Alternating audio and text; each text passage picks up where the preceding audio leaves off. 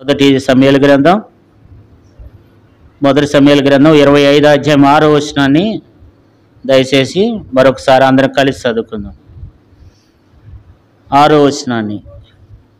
ఆ భాగ్యవంతునితో నీకును నీ ఇంటికి నీ కలిగినంతటికి క్షేమమగునుగా కానీ పలికి ఈ వర్తమానము తెలియచెప్పవలను. ఇక్కడ నాబాలు అనేటువంటి వ్యక్తిని గురించి దేవుడు కొన్ని విషయాలని మనతో మాట్లాడుతూ వచ్చినాడు.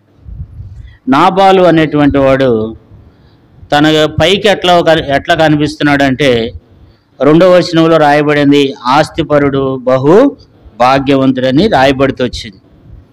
తర్వాత మరి 3వ వచనంలో చూస్తే చివరి లైన్లో కాలేబు సంతతివాడు, మంచి వంశానికి చెందినటువంటి వాడు, తర్వాత బాగా ఆస్తి కలిగినటువంటి వాడు, భాగ్యవంతుడని పిలువబడుతున్నటువంటి వాడు. కానీ దేవుని వాక్యంలో ఏం రాయబడుతూ వచ్చిందంటే అతని గురించి అనేక విషయాలు దేవుడు మాట్లాడుతూ వచ్చినాడు. చూడండి 3వ వచనాన్ని చదువుకుందాం. అతని పేరు నాబాలు, అతని భార్య పేరు అబీగయలు. ఈ స్త్రీ సుబుద్ధి గలదై రూపసి అయిండును. అయితే చర్యలను బట్టి చూడగా నాబాలు మోటివాడును దుర్మార్గుడయుండెను. అతడు కాలేబు సంతతివాడు. ఇక్కడ మనం చూసినట్లయితే మరి నాబాలను గురించి రాయబడిన మాట ఏంటంటే ఇతడు ఎవరంట? మోటివాడు. ఇతనిలో మోటితనం ఉంది కదా. 25వ వచనం చదువుకుందాం. 25వ వచనం. నా ఏలినవాడా, దుష్టైన ఈ నాబాలను లక్ష్య పెట్టవద్దు. అతని పేరు అతని గుణములను సూచించున్నది. అతడి పేరు నాబాలు, మోటితనం అతని గుణం. కాబట్టి అతని గుణం ఏంటంటే మోటితనము. అంటే మరి ఎంతో మోటితనం కలిగిన వాడు. అంతా తెలిసినట్లే ఉంటాడు కానీ తనకేమి కూడా తెలియనటువంటి వాడు. అంటే ఒక మాటలో చెప్పాలంటే తెలిసి తెలియనటువంటి వాడు. తనకేమి తెలియదు కానీ అంతా తెలిసినట్టు ఉండటము మోటితనం అన్నమాట. తనకేమి కూడా తెలియదు కానీ తెలిసినట్లు ఉంటాడు, తెలిసినట్లు మాట్లాడతాడు. కాబట్టి తన జీవిత విధానం ఎలాగుందంటే మోటితనము కలిగినటువంటి వాడు. రెండవ విషయం ఏంటంటే మరి చదువుకున్నట్లయితే 3వ వచనంలో దుర్మార్గుడై ఉన్నాడు. కాబట్టి వాడు మోటివాడు, తర్వాత దుర్మార్గుడు కదా. తన చర్యలను బట్టి చూస్తే, తన జీవిత విధానం బట్టి, తన జీవితాన్ని బట్టి చూస్తే అది బయటికి కనిపించదు కానీ తన స్వభావం ఎలాంటిదంటే మోటితనము, దుర్మార్గుడై ఉన్నాడు. కాబట్టి తనకు దయా వాత్సల్యత అనేది ఏమి లేదు. వాడు చాలా చెడ్డవాడు. ఎలాంటి వాడంటే దుర్మార్గుడై ఉన్నాడని దేవుని వాక్యం చదివిస్తుంది. తర్వాత అతనిలో ఉన్నటువంటి విషయాలను దేవుని వాక్యంలో మనం చదువుకున్నట్లయితే ఆ వ్యక్తి ఎలాంటి జీవితాన్ని జీవిస్తూ వచ్చినాడంటే అతడు చూడండి 11వ వచనాన్ని 10వ వచనాన్ని చదువుకుందాం. నాబాలు దావీదెవడు, యెషే కుమారుడెవడు, తన యజమానులు విడిచి పారిపోయిన దాసులు ఇప్పుడు అనేకులు ఉన్నారు. అంటే ఇతను మనం చూసినట్లయితే దావీదు ఏం చేశాడంటే, అయ్యా మీకు మేము ఎంతో సహాయం చేశాం. మనం ఆరాధనత్వంలో చూస్తూ వచ్చాం. మేము కర్మేల్లో ఉన్నప్పుడు మీ పశువు కాపరులను మేము ఎంతో కాపాడుతూ వచ్చినాం. మీకు ఏమాత్రం కూడా నష్టం కలిగించలేదు. కొంచెం దయచేసి మేము ఇప్పుడు అరణ్యంలో ఉన్నాం, ఇబ్బంది పరిస్థితిలో ఉన్నాం. మరి సౌలు అనేటువంటి ఒక వ్యక్తి తరుముతున్నటువంటి ఒక రాజు, సామాన్యమైనటువంటి వ్యక్తిని తరుముతున్నటువంటి దినములు, తనతో కూడా మరి దాదాపు 400 మందికి పైగా ఉన్నటువంటి ప్రజలు ఉన్నారు అక్కడ. వీళ్ళందరికీ ఏమడిగినాడంటే ఆహారం అడిగినాడు. మీరు చేసుకుంటున్నారు ఈరోజు, మీరు ఒక గొప్ప విందు చేసుకుంటున్నారు కనుక ఆ విందులో నాకు కొంచెం ఏం పెట్టండి, మాకు కొంచెం ఆహారం పంపించండి అని చెప్పి కృతజ్ఞతగా మాట్లాడుతూ వచ్చినాడు. తన మనుషులను పంపించి శుభవచనం పలికిస్తూ వచ్చినాడు. మీరు వెళ్ళండి నాబాలుతో ఈ మాట చెప్పండి అన్నప్పుడు నాబాలుతో వచ్చి వాళ్ళు ఆ మాట చెప్తూ వచ్చినారు. దావీదంట 10 మందిని పంపిస్తూ వచ్చినాడంట. 10 మందిని పిలిచి 5వ వచనం రాయబడింది, చదవవసరం లేదు కానీ అక్కడ 5వ వచనంలో 10 మందిని పిలిచి వారితో చెప్పినాడు, మీరు కర్మేలునకు నాబాలు ఎద్దకు పోయి నా పేరు చెప్పి కృష్ణుల పశువులను అడగండి, తనకు అన్ని సమాధానం అని చెప్పండి, ఈ మాటలు తనతో పలకండి, పలికిన తర్వాత నేను కొంచెం ఆహారం అడుగుతున్నానని చెప్పండి అని చెప్పి పంపించినాడు. నేను ఆపదలో ఉన్నాను, నేను ఎంతో ఇబ్బందికర పరిస్థితులు ఉన్నాను, నేను అడుగుతున్నది ఏంటంటే దావీదు అడిగింది ఏంటంటే ఆహారం. కానీ ఈ వ్యక్తి ఏం మాట్లాడుతూ వచ్చినాడంటే ఈ వ్యక్తిలో ఉన్నటువంటి లక్షణం ఏంటంటే తన తీసుకోవడమే కానీ పెట్టడం అనేది తనకు తెలియదు అనమాట. అంటే కృతజ్ఞత లేనివాడు. వాళ్ళు వచ్చి అడుగుతూ వచ్చినప్పుడు ఏమన్నాడంటే 10వ వచనంలో నాబాలు ఏమంటున్నాడంటే, దావీదెవడు, యెషే కుమారుడెవడు, తమ యజమానులు నిడిచి పారిపోయిన దాసులు ఇప్పుడు అనేకులు ఉన్నారు అంటున్నాడు. అంటే ఇతనికి దావీదు తెలుసా తెలియదా? దావీదు ఎవరో తనకు తెలుసు.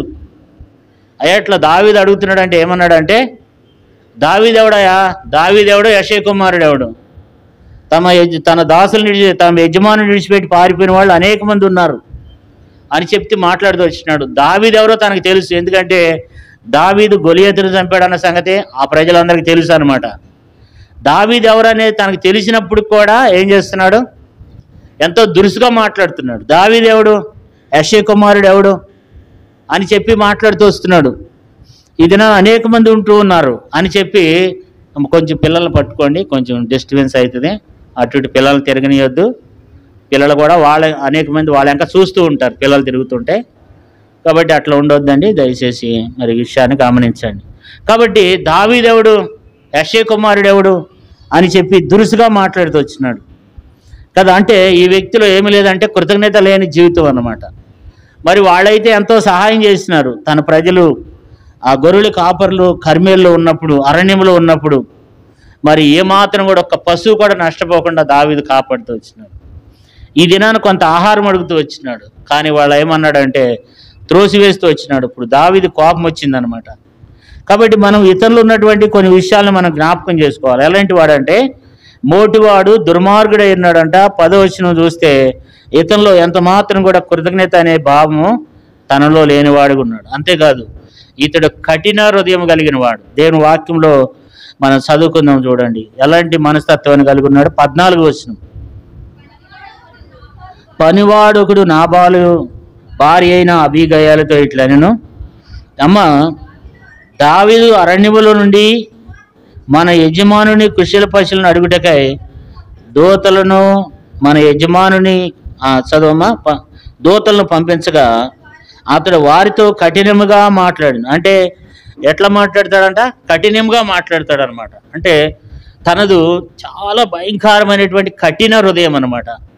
అంటే తన హృదయము ఎంత మాత్రం కూడా ఏమాత్రం కూడా దయా జాలి అనేది ఏది కూడా ఆ నాబాల్లో ఉండదన్నమాట.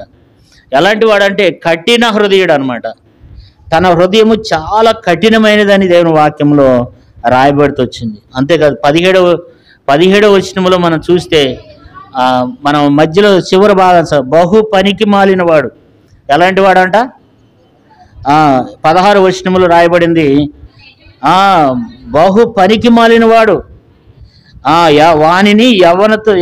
వానిని తనతో ఎవరిని మాట్లాడినవాడు. ఎలాంటి వాడంటే బహు పనికి మాలిన వాడు అంట. పనికి మాలిన వాడు కాదు, బహు పనికి మాలిన వాడు అంట వాడు. తర్వాత ఎవరిని మాట్లాడినవాడు అంట, ఎవరిని కూడా మాట్లాడినవాడు కదా. కాబట్టి ఇతనిలో ఇన్ని విధానాలు మనం చూస్తున్నాం. ఏంటంటే తను మోటివాడు, దుర్మార్గుడు, కృతజ్ఞత లేనివాడు, తర్వాత కఠిన హృదయుడు, బహు పనికి మాలిన వాడు, తర్వాత మరి తను ఎవరిని కూడా మాట్లాడినవాడంట, ఎవరిని కూడా మాట్లాడినవాడంట. తర్వాత వాడు ఏమై ఉన్నాడంటే దుష్టుడై ఉన్నాడు. 25వ అధ్యాయం 25వ వచనం చూడండి, నా ఏలినవాడ దుష్టుడైన ఈ నాబాను లక్ష్య పెట్టవద్దు. చాలా మనం ఇక్కడ చూస్తే దుష్టుడు అని రాయబడుతూ వచ్చింది. 30వ వచనంలో చూస్తే చదవండి, 36వ వచనం చదవండి. 36, అబీగయలు తిరిగి నాబాలు యొద్దకు రాగా రాజు విందు చేసినట్లు అతడు ఇంటిలో విందు చేసి త్రాగుసు బహుగా సంతోషించి మత్తుగా ఉండేను గనుక తెల్లవారి వరకు ఆమె అతనితో కొద్ది కానీ గొప్ప కానీ ఏమీ చెప్పక ఊరుకుండు. తర్వాత ఏంటంటే ఇప్పుడు అతనిలో మనం చూస్తూ వచ్చాము 36వ వచనంలో త్రాగుబోతని కూడా దేవుని వాక్యం మనం చూస్తూ వచ్చినాం. ఇప్పుడు చెప్పండి, మోటివాడు, దుర్మార్గుడు, కృతజ్ఞత లేనివాడు, కఠిన హృదయుడు, బహు పనికి మాలినవాడు, దుష్టుడు, తర్వాత తాగుబోతు. ఇలాంటి భర్తను ఎవరైనా ఇష్టపడతారా? అలాంటి వ్యక్తి కాపురం చేస్తారా? చెప్పండి. ఎన్ని విషయాలు చదువుకున్నాం? మోటివాడు, దుర్మార్గుడు, కృతజ్ఞత లేనివాడు, కఠిన హృదయుడు, బహు పనికి మాలిన వాడంట. తర్వాత దుష్టుడు, త్రాగుబోతంట. ఇవన్నీ వాక్యంలో రాయబడితే వచ్చినాయి. ఇలాంటి వ్యక్తిని ఎవరైనా సంసారం చేస్తారా? కాపురం ఎవరైనా చేస్తారా? చెప్పండి. చేస్తారు. ఆమె చేసింది. ఈ భర్తకు భార్యకు ఉన్నటువంటి తేడా ఎలాంటిదంటే భూలోకానికి పరలోకానికి ఉన్నంత తేడా ఉంది. ఎందుకంటే నాబాలు యొక్క చర్యలను బట్టి చూస్తే తన జీవితం అలాంటి భయంకరమైనటువంటి జీవితం. అలాంటి వ్యక్తితో ఇక్కడ ఒక ఆమె కాపురం చేస్తూ వస్తుంది. ఎవరు ఆమె?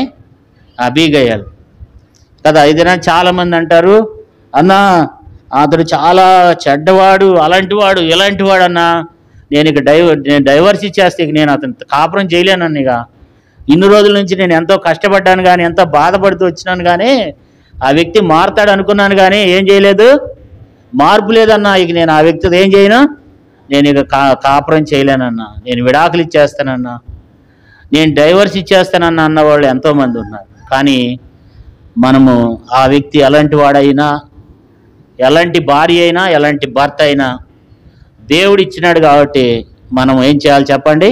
ఏం చేయాలి? మనం వారితో కాపురం చేయాలి. ఈ ఉదయకాల సమయంలో భార్య అయినా సరే, భర్త అయినా సరే, వాళ్ళు ఎలాంటి వ్యక్తి అయినా సరే, మనము వారి కొరకు మనం ఎంతో ప్రయాసపడి వారి కొరకు ప్రార్థన చేసి వారితో మరి కాపురం చేసేవారంగా మనం కలిగి ఉండాలనే విషయాన్ని దేవుడు మనకు జ్ఞాపకం చేస్తున్నాడు. అలాంటి లక్షణాలు ఎవరిలైనా ఉంటాయా? ఏదైనా ఉంటే ఒకటో రెండో ఉంటాయి. కానీ ఇతరులు ఉన్నటువంటి లక్షణాలు చూస్తే ఎలాంటి జీవితాన్ని జీవిస్తూ వచ్చినాడు, ఎలాంటి భయంకరమైనటువంటి విధానంలో తను ఉన్నాడు. పైకి ఆ వ్యక్తి ఎట్లా కనపడతాడంట? ఎట్లా కనపడతాడు? భాగ్యవంతుడు అంట, ఆస్తి గలవాడంట. అందరూ అంటారు భాగ్యవంతుడు అంటారు. కాబట్టి బహు ఆస్తి గలవాడు, మంచి సంతతిలో మంచి వంశములో ఉన్నటువంటి వ్యక్తి, కాలేబు సంతతి వాడంట. కాలేబు ఎలాంటి వాడు? ఎలాంటి మంచి మనసు కలిగిన వాడు. మరి తనకు ఈయనకి ఏమైనా తేడా ఉందా? ఏం తేడా లేదు. కానీ తన రహస్య జీవితం, తన యొక్క జీవిత విధానం ఆ రీతిగా ఉంది. తన జీవితం ఎలాంటిది అనేది దేవునికి తెలుసు, తన భార్యకి తెలుసు, తన పనివారికి తెలుసు. ఎవరికి తెలుసు చెప్పండి? తన భార్యకి తెలుసు, తన పనివారికి తెలుసు, దేవునికి తెలుసు. మిగతా వాళ్ళు ఎవరికి తెలియకపోవచ్చు. కానీ వ్యక్తిగతంగా పైకి మాత్రము కాలేబు సంతతి వాడే. కానీ తన జీవిత విధానం చూసినట్లయితే ఎంతో బహు భయంకరమైనటువంటి జీవితం కలిగిన వాడు. ఎంత మాత్రం కూడా మోటితనం కలిగినటువంటి మోటివాడంట, దుర్మార్గుడంట. దుర్మార్గుడికి 25వ వచనంలో 3వ వచనంలో దుర్మార్గుడు అని ఉంది, 25వ వచనంలో దుష్టుడని. దుర్మార్గుడికి దుష్టుడికి చాలా తేడా ఉందన్నమాట. దుష్టుడు అంటే సాతాను కార్యాలు నెరవేర్చేవాడు, దుష్ట కార్యాలు చేసేవాడు. దుర్మార్గుడు అంటే అది వేరు, ఇది వేరు. 3వ వచనంలో దుర్మార్గుడు, 10వ వచనంలో కృతజ్ఞత కొంచెం కూడా చూపించినటువంటి వాడు. లేకపోతే అంత ఇవ్వలేనయా, ఇగో నా ఇంటి వారి వరకే చేసుకున్నాం, లేకపోతే ఇంత ఇస్తామని చెప్పటం కానీ అలాంటిది ఏమీ లేదు. తను చాలా 14వ వచనం రాయబడి చాలా కఠినంగా మాట్లాడతాడంట. మరి తన ఇంట్లో పని చేసే పనివాడు అంటున్నాడు. మరి 17వ వచనంలో అంటున్నాడు, మన యజమానుడు బహు పనికి మాలిన వాడని మాట్లాడుతున్నాడు. తను ఎవరితో కూడా ఎవరిని మాట్లాడినప్పుడు. ఎందుకు కొంతమంది ఏం చేస్తారంటే ఎవరిని కూడా మాట్లాడినెవరు, కొంతమంది వాళ్ళే అట్లా మాట్లాడతారనమాట. మనం వెళ్ళి మాట్లాడదామన్నా, లేకపోతే మనం ఎవరైనా వెళ్ళి వాళ్ళతో మాట్లాడదామంటే మనల్ని ఎవరిని కూడా మాట్లాడిన ఉన్నటువంటి వ్యక్తులు కూడా ఉంటారు. చాలామంది సమాజాల్లో ఉంటారు, కుటుంబాల్లో ఉంటారు. కారణం ఏంటి? ఎవరిని కూడా ఈయన కూడా ఏం చేస్తాడంట, ఎవరిని తనతో మాట్లాడనీయడు. ఎవరు కూడా తన దగ్గరికి వెళ్ళి మాట్లాడదామంటే మనం ఒక సామెత ఉంది, తలకేస్తే కాళ్ళకేస్తాడంట, కాళ్ళకేస్తే తలకేస్తాడంట.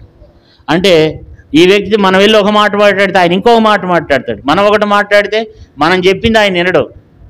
ఎందుకంటే తన దృష్టికి తాను జ్ఞాని అనుకున్నటువంటి వారు ఏం చేస్తారంటే, సామెతల గ్రంథం 26వ అధ్యాయము, సామెతలు 26:12 రాయబడింది. సామెతలు 26వ అధ్యాయం 12వ వచనంలో ఏముందంటే, తన దృష్టికి తాను జ్ఞానిని అనుకుని వాడిని చూచితివా, వాని గుణపరుచుడి కంటే మూర్ఖుని గుణపరచడం సులువు అంట. ఎందుకంటే కొంతమందిని ఏం చేయలేమంటే గుణపరచలేము. ఎందుకంటే ఆ మనిషికి మనం ఎన్నన్నా చెప్పు, తన గుణం అలాంటిది. అంటే తన గుణములో ఉన్నటువంటి మాట అది మోటితనం అది. కాబట్టి దేవుని బిడ్డలారా, అలాంటి వ్యక్తితో అబీగయలు ఏం చేస్తుందంటే అలాంటి వ్యక్తితో ఆమె ఏం చేస్తుంది? ఆమె సంసారం చేస్తుంది, కాపురం చేస్తుంది. ఆ వ్యక్తి పోలి నడుచుకోవట్లేదు, కానీ ఆ వ్యక్తితోనే ఉంది, ఆ వ్యక్తి ఇంట్లోనే ఉంది. కానీ ఈమె ఆత్మీయ విషయాలు, ఈమె ఎంతో మరి ఎన్నో చక్కని విషయాలు ఈమె గురించి కూడా దేవుని వాక్యంలో రాయబడుతూ వచ్చింది. ఈమె ఎవరంట? ఈమె సుబుద్ధి కలిగినటువంటి స్త్రీ అంట. ఎలాంటి స్త్రీ ఈమె? 3వ వచనంలో ఏమి రాయబడుతూ వచ్చింది? ఈ పేరు అబీగయలు, ఈ స్త్రీ సుబుద్ధి గలదై రూపస్యేయుడు. మొట్టమొదట అసలు సర్వసాధారణంగా ఎవరైనా అందంగా ఉంటే వారిలో సుబుద్ధి ఉండదా అంటారు. కానీ ఈమెకి అందము ఉంది, అణుకు ఉంది. మొట్టమొదట దేవుడు ఈమె గురించి ఏం రాశాడంటే, మొట్టమొదట సుబుద్ధి కలిగినటువంటి స్త్రీ. ఆమెలో ఏ బుద్ధి ఉందంట? సుబుద్ధి కలిగినటువంటి జీవితాన్ని జీవిస్తుంది అనమాట. ఆమెలో ఒక మంచి బుద్ధి కలిగినటువంటి స్త్రీ ఈమెలో సుబుద్ధి ఉందన్నమాట. అంటే సుబుద్ధి తర్వాత దేవుడు రూపసి అని రాశాడు. చాలామంది బైబిల్లో రూపవంతులు, మరి సౌందర్యవంతులు, ఇట్లా చాలామంది గురించి రాస్తాడు దేవుడు. అలాగే అబీగయల గురించి కూడా దేవుడు రాసి పెడుతూ వచ్చినాడు. అబీగయలు ఎలాంటిదంటే, ఈ స్త్రీ సుబుద్ధి గలదై ఏమి చేస్తుందంట? రూపసే ఉందంట. సుబుద్ధి రూపసే ఉంది. ఎంత మరి సుబుద్ధి కలిగినటువంటి స్త్రీ అని దేవుని వాక్యంలో మనం చదువుకోవచ్చు అనమాట. ఎందుకంటే ఆమెలో ఉన్నటువంటి ఒక మంచి గుణ లక్షణాలు ఏంటంటే సుబుద్ధి కలిగినటువంటి. ఆ సుబుద్ధి అంటే దేవునికి చాలా ఇష్టం అనమాట. ఎందుకంటే బైబిల్లో దావీదు ఉన్నాడు, తర్వాత మరి దానియేలు, కొంతమంది గురించి రాయబడింది. వాళ్ళు ఎలాంటి జీవితాన్ని జీవిస్తూ వచ్చినారంటే సుబుద్ధి కలిగి జీవిస్తూ వచ్చినారు. అంటే సుబుద్ధి కలిగి ఈమె కూడా ఏం చేస్తూ వచ్చింది? ఎలాంటి బుద్ధి అంట? సుబుద్ధి కలిగి జీవించింది. అంటే మనం కూడా ఏం కావాలి చెప్పండి? సిస్టర్సే కానీ బ్రదర్సే కానీ మంచి బుద్ధి కలిగి ఉండాలి. దేవుడు దాన్ని ఇష్టపడుతున్నాడు అనమాట. దేవుడు ఆమెలో ఉన్నటువంటి ఆ మంచి గుణం మనం పైకేసుకునే, మనం పైన ధరించుకునేటువంటి వస్త్రాలే కాకుండా మరి ఆమెలో ఉన్నటువంటి ఆ మంచి గుణం ఏంటంటే సుబుద్ధి కలిగినటువంటి గుణం. ఒక మంచి మనసు కలిగి ఆమె జీవిస్తూ వచ్చింది. దేవుని వాక్యంలో ఆమె గురించి రాయబడుతూ వచ్చింది. ఆమె ఎలాంటిదంట? సుబుద్ధి కలిగినటువంటి స్త్రీ. భర్తకు ఆమెకు చూస్తే ఎంతో తేడా కనిపిస్తుంది. భర్తలో చెడు బుద్ధి ఉంది, భర్తలో దుర్బుద్ధి ఉంది. కానీ ఆమెలో ఏ బుద్ధి ఉంది చెప్పండి? ఎట్టుంది? ఆమె సుబుద్ధి కలిగినటువంటి స్త్రీ అనమాట. అంటే ఎంతో చక్కని మరి గుణం కలిగినటువంటి స్త్రీ అని చెప్పుకోవాలి. గుణవతి అయిన భార్య దొరుకుట అరుదంట. అది ముత్యము కంటే విలువైందంట. అంటే ప్రతి ఒక్కరు కూడా మనం గమనించాలి, గుణం కలిగి ఉండాలి, మంచి గుణాన్ని కలిగి ఉండాలి. భర్తను అర్థం చేసుకునే గుణం, పిల్లలను అర్థం చేసుకునే గుణం, భర్త కూడా మంచి దావీదు సుబుద్ధి కలిగి ఉన్నాడంట. కాబట్టి భార్యను అర్థం చేసుకునేటువంటి గుణం, కుటుంబాన్ని అర్థం చేసుకునే గుణం, సంఘములో కూడా ఎంతో గుణంగా మనం కలిగి ఉండాలి, సుబుద్ధి కలిగి ఉండాలి. మరి ఆమె కూడా ఏం చేస్తూ వచ్చిందంట? ఆమె సుబుద్ధి కలిగి నడుస్తూ వచ్చిందనమాట. ఈ సుబుద్ధి ఎంతో ఆమెను ఆ సంగతి ఎవరికి తెలుసు? పనివారికి తెలుసు, అందరికీ తెలుసు. నాబాలు భార్య ఎలాంటిది అనేది అందరికీ తెలుసు. ఎందుకంటే మన జీవిత విధానంలో, మనం జీవించేటువంటి జీవితంలో మన యొక్క సుబుద్ధి అనేది అందరికీ తెలుసు అనమాట. తెలిసి ఉందన్నమాట ఆమె కూడా. అంటే ఈ లోకంలో మనం వేసుకునేటువంటి అలంకరణ కాదు. ఈ లోకంలో దేవుడు మనం ఎంత అలంకరణ అయినా వేసుకోవచ్చు. కానీ దేవునికి ఆ అలంకరణ కంటే కూడా ముఖ్యంగా ఏం కావాలి చెప్పండి? సుబుద్ధి కావాలి. గుణమను సుబుద్ధి. అంటే మరి అలాంటి మంచి బుద్ధి కలిగినదే అబీగయలు. అంటే మరి అలాంటి బుద్ధి అనేది ఎవరికి ఉంటుంది అంటే అది కొంతమందిలోనే ఉంటుంది అనమాట. కాబట్టి సుబుద్ధి కలిగి ఆమె ఏం చేస్తూ వచ్చిందంట?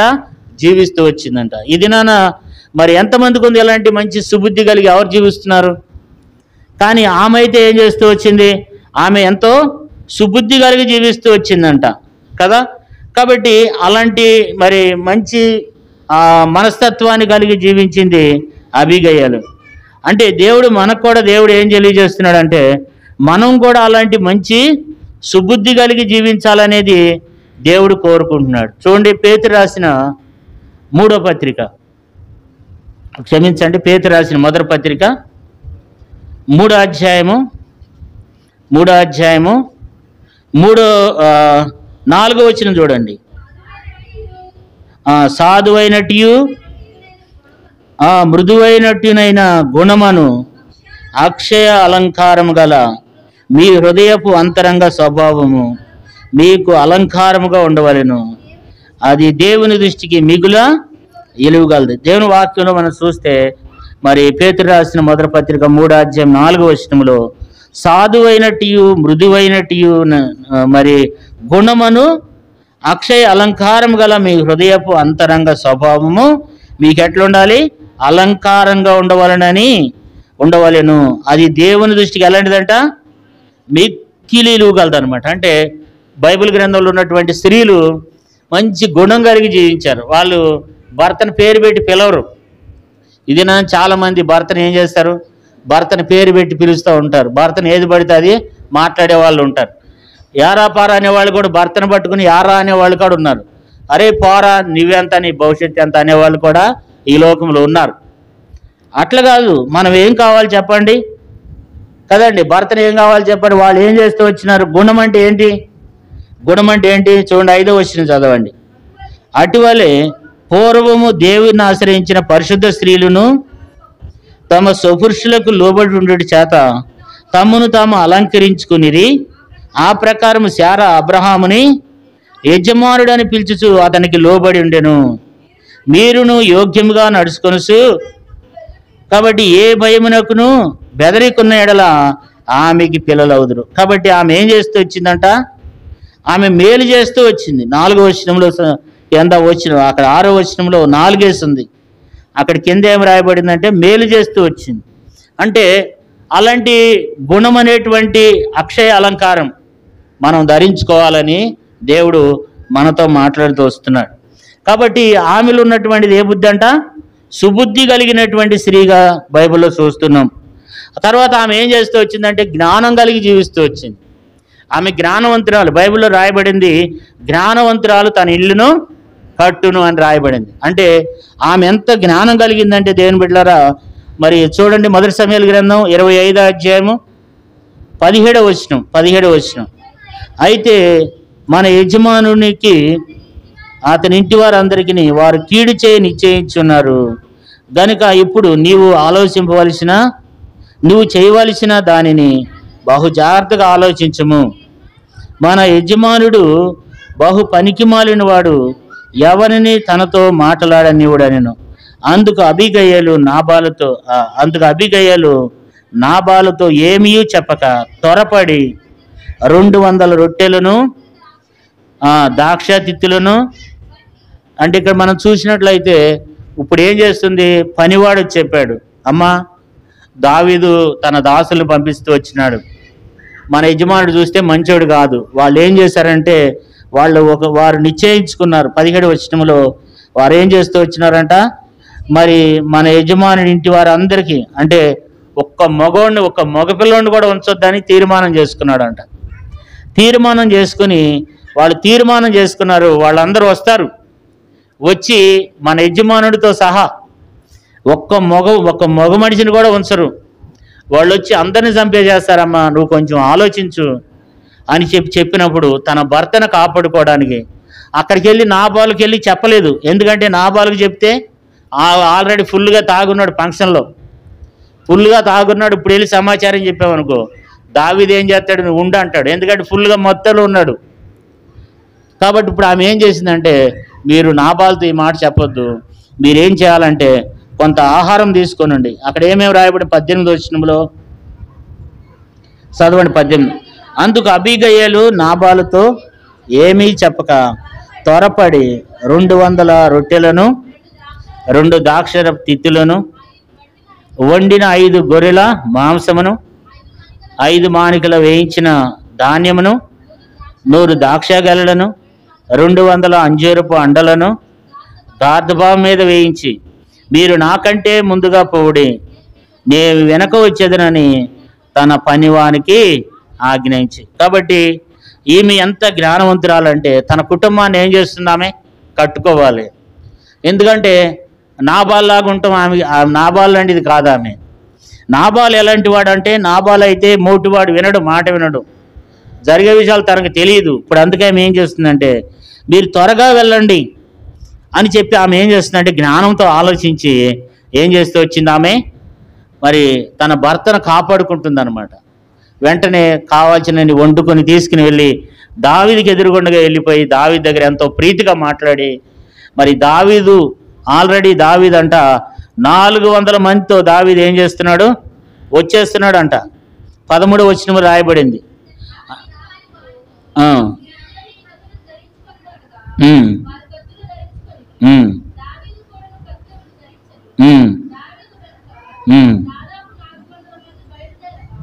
చాలా మనం ఇక్కడ చూసినట్లయితే దావీదు 400 మందిని తీసుకుని వస్తున్నాడు అంట. ఎందుకంటే తన ఇంట్లో వారిని ఎవ్వరిని కూడా ఒక మగవాడిని కూడా ఉంచొద్దని చెప్పి దావీదు వస్తున్నాడు అంట. ఎందుకంటే దావీదుకి ఏమవుతుందంటే కోపం వచ్చింది. నేనేం చేస్తూ వచ్చినాను దావీదుకి, నేను నాబాలుకి నేను ఉపకారం చేస్తే మరి నాబాలు నాకేం చేస్తున్నాడు, అపకారం చేస్తున్నాడు. కాబట్టి నేను ఇప్పుడు నాబాలు ఇంట్లో వాళ్ళందరినీ కూడా ఏం చేయాలనుకున్నాడంట, సంపుదాం అనుకున్నాడంట. ఈ సంగతి పనివాడు చెప్పినప్పుడు ఆమె ఏం చేస్తూ వచ్చిందంట, ఆమె వెంటనే తన భర్తను కాపాడుకోవడానికి ఎన్నో ఏర్పాట్లు చేసుకుని వెళ్ళిపోయి ఆహారం తీసుకుని వెళ్ళి తన ఎదురుగుండగా వెళ్ళిపోయి ఏం చేస్తూ వచ్చిందంటే, తను దావీదుని రాకుండా సగం నుండి తిరిగి వెళ్ళిపోయేటట్లుగా చేస్తూ వచ్చింది. కారణం ఏంటంటే తన భర్తను, తన పిల్లలను, తన ఇంటి వారు అందరినీ కూడా ఆమె ఏం చేయాలనుకుందంటే కాపాడాలనుకుందనమాట. అంటే జ్ఞానం కలిగినటువంటి పురుషుడైనా సరే, స్త్రీ అయినా సరే మన కుటుంబాన్ని కట్టుకోవాలి. నీకు ఎవరైనా సరే, నీ భార్య ఎంత చెడ్డదైనా సరే ఆమెను కట్టుకోవాల్సిన బాధ్యత, సరి చేసుకోవాల్సినటువంటి బాధ్యత ఒక పురుషుడిది ఉంది. నీ భర్త ఎంత చెడ్డవాడైనా సరే అతనికి లోబడి అతని అడుగుజాడలో అతను జీవించినటువంటి చెడ్డ విషయాల్లో మనం వెళ్ళకూడదు. కానీ ఆత్మీయంగా మనం ఎంతో మరి మన కుటుంబాన్ని ఏం చేస్తూ రావాలి చెప్పండి, మన కుటుంబాన్ని కట్టుకోవాలనే విషయాన్ని మన జ్ఞాపకం చేయబడుతుంది. తన భర్త ఎంత చెడ్డవాడైనా ఏం చేస్తుంది ఆమె, రక్షించుకోవాలని. మనమైతే ఏం చేస్తాం, వాడు పెద్ద మోటివాడు, వాడు పెద్ద దుర్మార్గుడు, సావని దరిద్రం వదిలిపోతాడు అనుకోలే. ఆమె ఏం చేసింది, భర్తను రక్షించుకోవడానికి భర్తతో కూడా చెప్పకుండా వెళ్ళిపోయి ఆహారం ఇస్తూ వచ్చిందనమాట కదా. అలాంటి మంచి జీవితాన్ని కలిగి ఉంది అబీగయీల్. కాబట్టి సుబుద్ధి కలది. తర్వాత ఏం చేస్తూ వచ్చింది, జ్ఞానంతో తన కుటుంబాన్ని కాపాడుకుంది, రక్షించుకుంది అనమాట. తర్వాత ఏం చేస్తూ వచ్చిందంటే ఆ స్త్రీ ఎలాంటిదంటే చురుకైనదని కూడా చెప్పుకోవాలి. 18వ వచనం రాయబడింది, అందుకు అబీగయీలు నాబాలుతో ఏమీ చెప్పక త్వరపడి అంటుంది. అంటే ఆమె త్వరగా ఏం చేయాలి, త్వరగా అన్ని పట్టుకోవాలి, త్వరగా దావీదుకి ఎదురుగుండగా వెళ్ళిపోవాలి. దావీదుని ఇక్కడ దాకా తీసుకురావద్దు, కాబట్టి మీరు నాకంటే ముందుకు వెళ్ళండి, నేను మీ వెనకాల వచ్చేస్తానని చెప్పి ఆమె కూడా గాడిద మీద ఎక్కి ఏం చేస్తూ వచ్చింది, దావీదుని కలుసుకుంది అనమాట. దావీదుని కలుసుకుంది అంటే ఆమెలో ఉన్నటువంటి ఆ చురుకైన విధానాన్ని దేవుని వాక్యం మనం చూడవచ్చు. ఎందుకంటే ఆమె ఎంతో చురుగ్గా పనిచేస్తూ వచ్చింది. ఎందుకంటే త్వరగా వెళ్ళాలి, వచ్చేస్తున్నారు వాళ్ళు, కాబట్టి వాళ్ళని వస్తున్నటువంటి వారిని మనం వెళ్ళి ఆపాలి, వారిని మనం కాపాడాలి అని చెప్పి ఆమె ఏం చేస్తూ వచ్చిందంటే, అంటే ఆమె చాలా చురుకైనదని చెప్పుకోవాలి. ఎందుకంటే ఆమె అంత త్వరగా వెళ్ళి, ఇక్కడ ఏమో ఇంటికాడ ఫంక్షన్ జరుగుతుంది, భర్త ఏం ఫుల్గా తాగున్నాడు. ఇప్పుడు ఆమె ఏం చేస్తూ వచ్చిందంటే, ఈ సమయంలో ఏం చేయాలి, నా కుటుంబాన్ని కట్టుకోవాలి, ఈ సమయంలో నా భర్తను, నా పిల్లలను, నాకు కలిగినంతటి నేను కాపాడుకోవాలని ఆమె ఎంతో చురుకైన స్త్రీగా మరి దావీదు దగ్గరికి వెళ్ళి, మరి ఆ రోజుల్లో చాలా దగ్గర కాదు, చాలా దూరం, మరి అంత దూరం వెళ్ళిపోయి దావీదుని కలుసుకొని దావీదుని రాకుండా చేసిందంటే తనలో ఉన్నటువంటి జ్ఞానము, తనలో ఉన్నటువంటి చురుకుదనం కలిగినటువంటి స్త్రీ అనే విషయాన్ని మనం జ్ఞాపకం పెట్టుకోవాలి. ఎందుకంటే స్త్రీలు ఏమై ఉండాలి చెప్పండి, చురుకుదనం కలిగి ఉండాలి. పురుషులు కూడా ఏమై ఉండాలి, చురుకుదనం కలిగి. ఒక కుటుంబాన్ని నేను ఎరుగుదును, ఆ భర్తే అన్నం వండి పెట్టాలి, ఆ భర్తే కూర వండి పెట్టాలి, ఆ భర్తే టీ గ్యాస్ పెట్టాలి. ఒకసారి ఒక ఇంటికి చాలాసార్లు వెళ్ళామునండి, అంటే ఇక్కడ వాళ్ళు మీరు మీ విశ్వాసాలు కాదు, కానీ ఒక కుటుంబాన్ని నేను వేరే ఊర్లో ఒక కుటుంబాన్ని నేను ఎరుగుదును. ఎప్పుడు వాళ్ళ ఇంటికి వెళ్ళినా భర్తే టీ గ్యాస్కి రావాలా.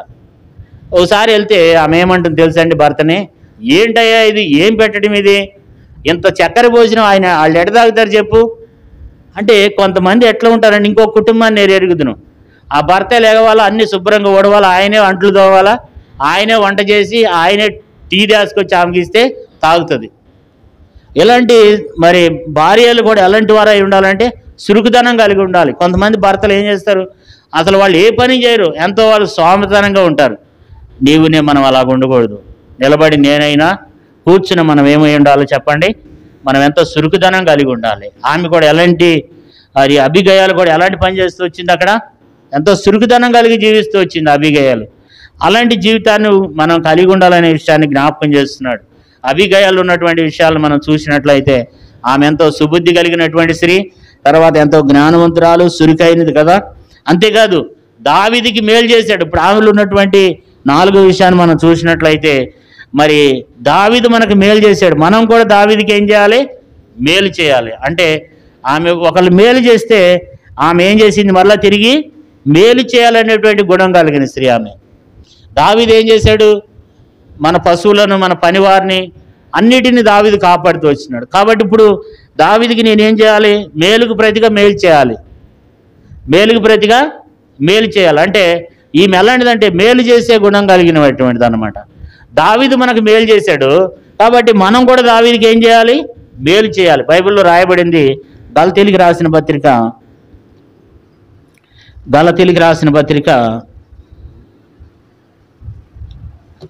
అపోస్తలుడైన పౌలు గలతీయులకు రాసిన పత్రిక 6వ అధ్యాయము 9వ వచనం. గలతీ 6:9. మనము మేలు చేయటందు ఇసుకక ఎందుము, మనము అలయక మేలు చేసితమని తగిన కాలమందు పంట కోయుదము కదా. ఇక్కడ ఏం రాయబడుతూ వచ్చిందండి, మనము మేలు చేయటం ఏం కావద్దు, ఇసుక వద్దు. మేలు చేసే విషయంలో ఇసుక వద్దు. మనము మేలు చేయటం ఇసుకక ఎందుము, మనము అలయక మేలు చేసితమని తగిన కాలమందు ఏం చేస్తాం, కోత కోస్తాం. కాబట్టి మనం ఈ దినాన్ని మేలు చేస్తే మనకు మేలే కలుగుద్ది అనమాట. ఈ దినాన్ని మనం మేలు చేసేవారంగా ఉండాలి. మనం మేలు చేస్తే మనకు దేవుడు ఏం చేస్తాడు చెప్పండి, మేలు చేస్తాడు. దేవుని వాక్యంలో ఏం రాయబడుతూ వచ్చిందంటే మనము ఏం చేయాలి, మనము మేలు చేయటం ఏమొద్దంట, ఇసుక వద్దు. మనము ఏం చేయాలి, తగిన కాలం ముందు ఏం చేస్తాం, మనం పంట కోస్తాం. మనం మేలు చేస్తే మరలా ఖచ్చితంగా అదే పంటను మనము కోస్తాం అనమాట. మనము ఇతరులకు మేలు చేసేవారంగా ఉండాలి కానీ కీడు చేసేవారంగా ఉండకూడదు. ఇప్పుడు అబిగయలు ఆమెలో ఉన్నటువంటి 4 విషయాన్ని మనం చూస్తూ ఉంటే ఆమె ఏం చేస్తూ వచ్చింది, ఆమె మేలు చేయడానికి వెళ్ళింది అనమాట. మేలు చేయడానికి వెళ్ళింది. ఏం చేసింది, 27వ వచనం చూడండి. 1 సమూయేలు గ్రంథం 25వ అధ్యాయము 27వ వచనం. అయితే నేను నా ఏలిన వాడగు నీ యొద్దకు తెచ్చిన ఈ కానుకను నా ఏలిన వాడగు నిన్ను ఎంబడించు నీ పనివారికి ఇప్పించి నీ దాసరాలనైనా నన్ను నా తప్పు క్షమించుము. ఇక్కడ మనం చూస్తే ఇక్కడ ఆమె ఏం చేస్తూ వచ్చిందంటే మేలు చేసిన వారికి మరలా ఏం చేస్తుంది, ఆమె మేలు చేస్తుంది అన్నమాట కదా, మేలు చేస్తుంది. కాబట్టి ఇప్పుడు ఆమెలో మనం చూస్తూ వచ్చేది ఏంటంటే ఆమె సుబుద్ధి కలిగినటువంటిది, జ్ఞానవంతురాలు, తన భర్తను కుటుంబాన్ని కాపాడుకుంటూ వచ్చింది, తర్వాత చురుకైనది, తర్వాత ఆమె ఆమె ఆమె మేలు చేసేటువంటి వ్యక్తిగా కనపడుతుంది. తర్వాత 23వ వచనం చదువుకుందాం. 23వ వచనం. అబీగయలు దావీదును కనుగొని గార్దబా మీద నుండి త్వరగా దిగి దావీదునకు సాష్టాంగ నమస్కారం చేసి అతను పాదములు పట్టుకుని ఇట్లనెను, నా ఏలినవాడ ఈ దోషము నాదనించుము, నీ దాసరాలనైన నన్ను మాట్లాడనిమ్ము, నీ దాసరాలనైన నేను చెప్పు మాటలను ఆలకించుము, నా ఏలినవాడ ఈ దుష్టుడైన ఈ నాబాలను లక్ష్య పెట్టవద్దు. ఇక్కడ మనం చూస్తే ఈమె ఏమంటుందంటే 23వ వచనంలో ఈ దోషము ఎవరిది, 24లో ఏముంది, నా ఏలినవాడ ఈ దోషం ఎవరిది, ఆమెదే నా దోషం. దోషం ఎవరిది, అది నాబాల్ది. కానీ ఆమె ఏం చేస్తుంది, ఈ దోషం ఎవరిది, నాది, ఆ తప్పు నాది. కాబట్టి అంటే ఆమెలో ఏముందంటే తప్పులు ఒప్పుకునేటువంటి స్వభావం కలిగింది అనమాట. ఆమె కప్పుకునేది కాదు కానీ తన పాపాలని తను ఒప్పుకుంటుంది అనమాట. అంటే అయ్యా నా భర్త ఇలాంటి వ్యక్తి, అతని గుణం తెలవుందేముంది, అతను నాబాల్ అనేటువంటి వాడు, నా ఏలినవాడ, వాడు దుష్టుడైనా ఈ నాబాలను లక్ష్య పెట్టవద్దు, అతని పేరు అతని గుణములను సూచించున్నవి. అతని పేరు నాబాలు, మోటితనము అతని గుణం. కాబట్టి అంటుంది, అయ్యా అతని గురించి మీకు తెలియదు ఏముంది, అతని గుణం అలాంటిదే. కానీ ఏం చెప్తున్నామే, అయ్యా మరి 24 వచనండి, ఈ దోషము నాదని ఎంచము. మనమైతే ఏం చెప్తాం చెప్పండి? అసలు ఆ వ్యక్తి అలాంటి ఇలాంటి ఏదో చెప్తాం. మన విషయాలు మనమే ఒప్పుకోం. అసలు మన విషయాలు మనమే ఒప్పుకోం. కానీ ఆమె ఏం చేస్తుంది? తన భర్త విషయాలు ఒప్పుకుంటుంది కదా. అలాంటి వారిగా మనం ఉండాలి. ఇది నేను ఎంతమంది ఉంటున్నాం అట్లా? నా భర్త చేసిన తప్పు అది నాది కాబట్టి ఆ పొరపాటు నాదే అనుకో. కాబట్టి ఆమె ఎంతో మరి ఆ తప్పులను ఒప్పుకునేది ఉంది. అంటే క్షమాపణ గుణం కలిగినటువంటి స్త్రీ. ఒక వ్యక్తికి తప్పు జరిగినప్పుడు మనం క్షమాపణ చెప్పేటువంటి గుణాన్ని మనం కలిగి ఉండాలనే విషయాన్ని నాబాలు మనకు జ్ఞాపకం చేస్తుంది. మనం ఏదైనా చిన్న పొరపాటు చేసిన అనుకో, మరి వెంటనే పురుషులే కానీ స్త్రీలే కానీ కుటుంబంలో కూడా సంఘంలో కూడా ఏదన్నా మన ద్వారా తప్పు జరిగినప్పుడు వెంటనే ఇది నా తప్పు, ఇది నేను చేయటం ద్వారా జరిగింది అనేదాన్ని మనం ఎప్పుడైతే ఒప్పుకున్నామో అప్పుడు ఆ కుటుంబం బాగుంటుంది, ఆ సంఘం కూడా బాగుంటుంది.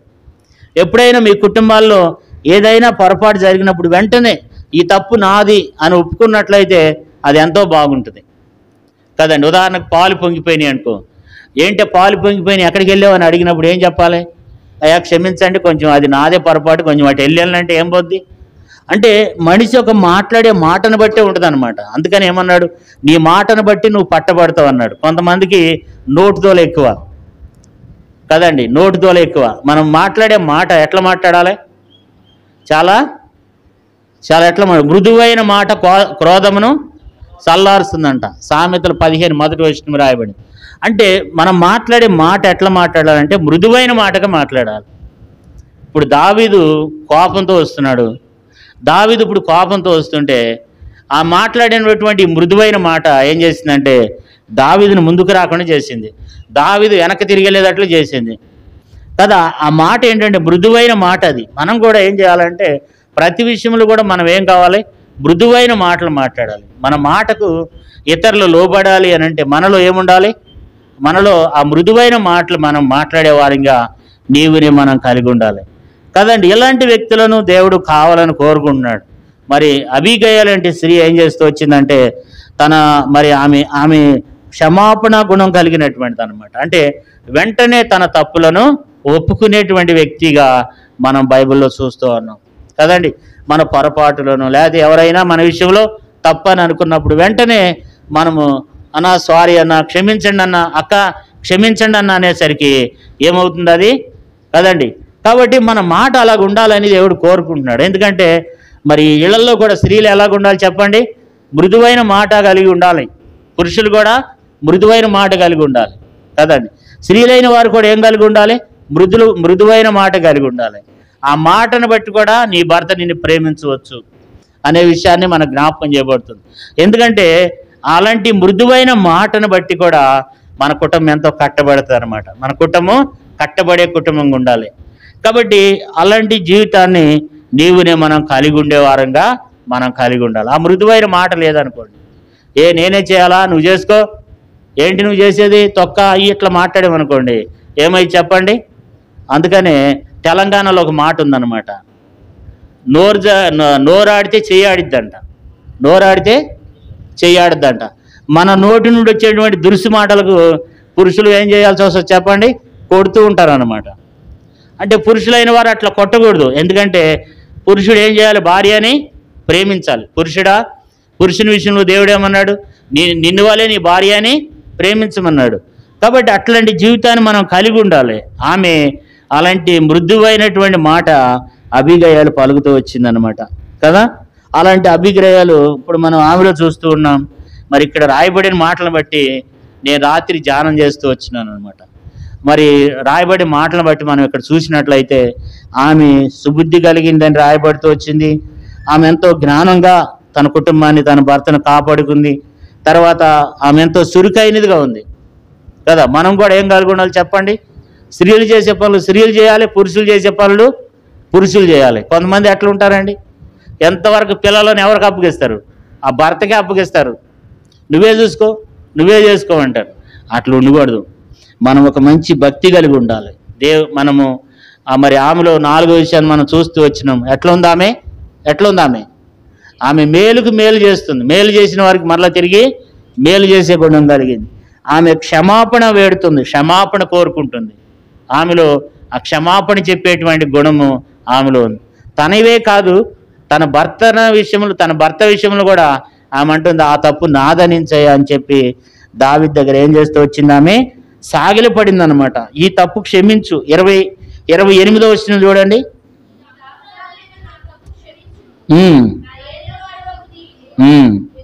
యెహోవా యుద్ధములను చేస్తున్నావు గనుక నా ఏలినవాడు వగు నీకు ఆయన శాశ్వతమైన సంతతినిచ్చును. కానీ మనం ఇక్కడ చూసినట్లయితే ఆమె ఏంటుంది, ఆ తప్పు నాది, నన్ను క్షమించు, నా తప్పు క్షమించమని ఒప్పుకుంటుంది కదా. అలాంటి మరి ఆ క్షమాగుణం కలిగినటువంటి జీవితాన్ని ఆమె కలిగి ఉంది. అంతేకాదు, ఆమె కృతజ్ఞత కలిగిన స్త్రీగా మనం దేవుని వాక్యంలో చూస్తున్నాం. ఎందుకంటే ఆమె ఇచ్చే మనసు కలిగినటువంటిది. ఆమె మరి మనం చూస్తే 18వ వచనం నుండి 18వ వచనం అంతా కూడా ఆమె తీసుకెళ్ళినటువంటి ఆహారమే కానీ, కొన్ని ఫుడ్సే కానీ ఆమె ఎంతో సమర్పణగా తీసుకుని వెళ్ళింది అనమాట. ఆ రోజుల్లో మరి ఒక అంజూరపు చెట్లు, ఆ కాయలు చాలా పెద్దగా ఉంటాయి అక్కడ, ద్రాక్ష గెలలు కానీ అవన్నీ తీసుకుని వెళ్ళింది. ఆమె ఆహారం తీసుకుని వెళ్ళింది. మరి వండినటువంటి 5 గొర్రెల మాంసాన్ని తీసుకుని వెళ్ళింది అనమాట. మరి 5 మాణికల వేసిన ధాన్యము తీసుకుని వెళ్ళిందంట. ఇక్కడ ఆమె తీసుకెళ్ళినటువంటి ఆ యొక్క వస్తువులు ఉన్నాయి అక్కడ వాళ్ళకి ఎంతమంది అయితే ఉన్నారో అంతమంది కంటే ఎక్కువగా సరిపోయేటటువంటి సమృద్ధి అయిన ఆహారం ఆమె తీసుకుని వెళ్ళింది. కారణం ఏంటంటే ఆమెలో ఉన్నటువంటిది ఏంటి, కృతజ్ఞత. అంటే చాలామంది కృతజ్ఞత అనేది కలిగి ఉండరు. ఇప్పుడు దేవునికి ఇచ్చే విషయంలో చాలామంది వెనకంజి వేస్తారు, దేవుని పని కొరకై వెనకంజి వేస్తారు. కృతజ్ఞత కలిగినటువంటి స్త్రీ ఆమె. ఇప్పుడు మందిరంలో మనం కొంతమంది చూస్తూ ఉంటాం. నేను ఇక్కడికి వచ్చిన కాడ నుంచి కొంతమందిని చూస్తున్నా, అసలు దేవుని ఆరాధన చేయరు. బెదరసలు చాలామంది ఏం చేయరు, దేవుని ఆరాధన చేయరు. కొంతమంది నేను వచ్చిన కాడ నుంచి చూస్తున్నా. కొంతమంది సిస్టర్స్లో కూడా నోరెత్తి ఆరాధన చేస్తారు, భర్త ఆరాధన చేస్తాడు కానీ భార్య ఆరాధన చేయదు. అది ఏంటి, కృతజ్ఞత ఉందా లేదా? కృతజ్ఞత ఉండదు కొంతమందికి. అట్లా కృతజ్ఞత భావాన్ని కలిగి ఉంది అబీగయలు. మనం కూడా ఏం కలిగి ఉండాలి, దేవునికి కృతజ్ఞత కలిగి ఉండాలి, ఇచ్చే గుణము కలిగి ఉండాలి. అంత ఆహారం నేను ఇప్పుడు ఎక్కడ తీసుకెళ్ళిన, అంత ఆహారం నేను ఇస్తానా, నేను ఇవ్వనంటే కుదురుతుందా? అక్కడ ఎంతో నష్టపోయేది ఆమె. దావీదు 400 మందిని తీసుకుని వచ్చి, పరాక్రమశాలి దావీదు, తన కుటుంబాన్ని అంతటినీ, తన పిల్లలను కానీ తన కలిగిన ఆస్తి అంతా పాడు చేసేవాడు దావీదు వచ్చి. కానీ ఆమె ఎంతో కృతజ్ఞత భావంతో వెళ్ళింది. అంటే ఆమె ఎంతో ఇచ్చే గుణం కలిగి ఉంది. మనం కూడా అలాంటి ఇచ్చే మనస్తత్వాన్ని మనం కలిగి ఉండాలి. దేవుని బిడ్డ, దేవునికి ఇచ్చే మనస్తత్వాన్ని మనం అలాంటి కృతజ్ఞత కలిగి ఉండాలి. ఆరాధన చేసే విషయంలో కూడా చూస్తూ ఉంటాను. అంతా కలిపి ఈరోజు ఎంత సేపు చేసినారు, కనీసం ఒక పావు గంట చేసినారా? మరి పోయిన ఆదివారం చేస్తే ఈ ఆదివారం చేయరు. ఎందుకో నాకు తెలియదు. అట్లా నోరు మూసుకుని ఉంటారు, నోరు మెదపరు. ఆరాధన చేయండి అని చెప్పాలి. అంటే అట్లా నోరు తెరవకుండా ఉంటున్నారంటే అర్థం ఏంటి అంటే మౌన స్థితిలోనికి వెళ్ళిపోతున్నారు, అంటే మృతులుగా ఉంటున్నారు. మనం అలా ఉండకూడదు. దేవుని గణపరచాలి, దేవుని మహింపరచాలి, నోరెత్తి దేవుని ఆరాధన చేయాలి. రేపు ఆరాధించే వాళ్ళు ఎత్తబడొచ్చేమో కదండి. చాలామంది ఆరాధన చేయరు, నోరు పెట్టరు, వారాల తరబడి వస్తారు కానీ 2 మాటలు, దేవా నన్ను భాగ్యవంతుడిగా చేసావు అనలేవా? ఎంత చదువు లేకపోయినా ఎంత మోటెడ్ అయినా మాట్లాడతారు కదా. దేవా ఒకప్పుడు నేను లోకం దృష్టికి నేను ఎంతో దరిద్రుని అయినప్పుడు కూడా నువ్వు నన్ను ఎంతో భాగ్యవంతురాలుగా చేసావు, నన్ను భాగ్యవంతుడిగా చేసావు. ఈ 2 మాటలు చెప్పలేవా? తగాదాలకైతే ముందుంటారు కొంతమంది కదండి, తగాదాలకైతే ముందుంటారు కానీ గొంతు తెరిచి ఏం చేయరండి, ఆరాధన చేయరు. ఆరాధన చేయట్లేదంటే అర్థం ఏంటంటే కృతజ్ఞతా భావం అనేది మనలో లేదు. కాబట్టి కృతజ్ఞత కలిగిన భావాన్ని మనం కలిగి ఉండాలి దేవుని బిడ్డలారా కదండి. ఒక సహోదరుని చూస్తున్నా, వాళ్ళ భర్త ఆరాధన చేస్తాడు కానీ ఆమె ఆరాధన చేయదు కదండి. ఒక్కొక్క సహోదరుని చూస్తున్నా, భార్య ఆరాధన చేస్తుంది కానీ ఆ సహోదరుడు ఆరాధన చేయడే. కొంతమందిని చూస్తున్నా అసలు ఇద్దరు ఆరాధన చేయరు. అంటే దేవుని విషయంలో నోరు తెరుస్తున్నారా? దేవుడి వారం అంతట్లో మిమ్మల్ని కాపాడలేదా? దేవుడు మిమ్మల్ని భాగ్యవంతులుగా చేయలేదా? అంటే వాక్యం అర్థం కావట్లేదా మీకు? మీ మనసు ఎక్కడో ఉంటే వాక్యం ఎక్కడ అర్థమైంది? అక్కడికి వివరంగా చెప్పినప్పుడు కూడా ఆరాధించలేకపోతున్నారేంటి అంటే ఆత్మీయ సోమరులుగా ఉన్నారు. అలాంటి వారంగా మనం ఉండకూడదు. దేవుని బిడ్డ ఆరాధించాలి. దేవునికి మనం కృతజ్ఞత చెప్పాలి. దేవునికి థ్యాంక్స్ చెప్పాలి. దేవునికి మనం ఏం చేయాలి? దేవునికి థ్యాంక్స్ చెప్పాలి. దేవా ఈ వారం అంతట్లో కాపాడినావు. ఇలాంటి ఆరాధన మనం చేసేవారంగా ఉండాలి. స్త్రీలే కానీ పురుషులే కానీ నోరు తెరవాలి కదండి. 10 మందిని బాగు చేస్తే 10 మంది కుష్ఠరోగులను బాగు చేస్తే ఒక్కడే తిరిగి వచ్చాడంట. వాడొక్కడే సమరీయుడు తప్ప ఎవరు నన్ను ఆరాధించేవాళ్ళు లేరా? ఇట్లుంటారు కొంతమంది. నేను గమనిస్తూ ఉంటా, ఈ సహోదరు ఎందుకు ఆరాధన చేయదు? రోజులు గడిచిపోతున్నాయి, సంవత్సరాలు గడిచిపోతున్నాయి. కొంతమందినండి చూస్తూ వచ్చిన ఆమెకు వాక్యం తెలుసు, కానీ ఆమె ఆరాధన చేయదు. లోక విషయాలు ఎంతో బిజీగా ఉంటుంది, నోరు తెరవదేంటి? కొంతమంది బెదర్స్ని చూస్తూ వస్తున్నా, ఎప్పటి నుంచో వస్తున్నారు, అసలు నోరు తెరవరేంటి? చెప్పేవారిది లోపమా, ఇక్కడ కూర్చున్న వాళ్ళది లోపమా, ఏంది ఇది? కొన్నిసార్లు అర్థం కాని పరిస్థితి. 1 రోజు కాదు, 2 రోజులు కాదు, నెలల తరబడి ఆరాధన చేయరు. కారణం ఏంటంటే అది దేవునికి ఇష్టమేనంటారా? మీరే చెప్పండి. ఆరాధన చేయకపోవడం దేవునికి ఇష్టమా కాదా? చెప్పండి. అసలు ఏది చెప్పట్లేదన్నమాట. అంటే గోడ మీద పిల్లి అంటారు చూసారండి, అంటే ఎలుంటే అటో ఇటో అట్లా ఉండకూడదు. చెప్పండి, ఆరాధన చేయటం దేవునికి ఇష్టమా కాదా? ఆరాధన చేయటం దేవుడు కోరుకుంటున్నాడు. మీరు అనుకోవచ్చు నేను మౌనంగా చేసుకుంటున్నానని. మౌనంగా సమాజంలో కుదరదు. మౌనంగా చేసే సమయాల్లో మౌనంగా చేయాలి. ఇక్కడ మౌనం కుదరదు.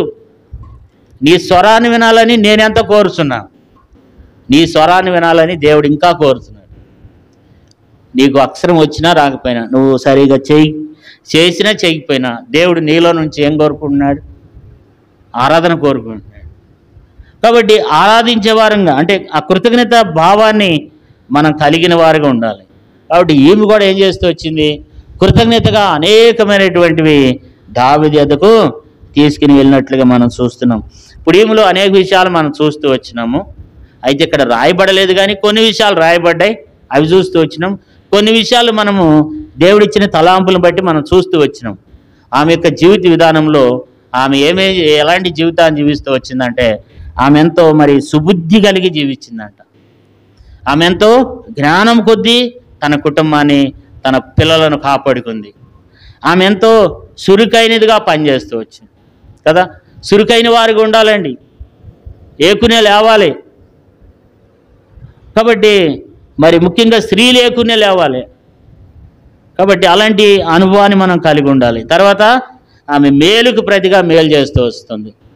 తర్వాత ఆమె ఏం చేస్తుంది? క్షమాపణ గుణం కలిగింది. ఏదన్నా అడిగినప్పుడు కొంతమంది ఒప్పుకోరు, అసలు ఆమెయే ఒప్పుకోరు, లేదా అతనియే ఒప్పుకోరు. కానీ ఈమె ఏం చేస్తుంది? తన భర్త యొక్క తప్పులను ఒప్పుకుంటుంది. మనం కూడా ఏం చేయాలి చెప్పండి? మన భార్య తప్పులు ఒప్పుకోవాలి, మన భర్త తప్పులు ఒప్పుకోవాలి. ఎందుకంటే దేవుడు వారిద్దరు ఏమై ఉన్నారంట? వారు ఏక శరీరమై ఉన్నారు.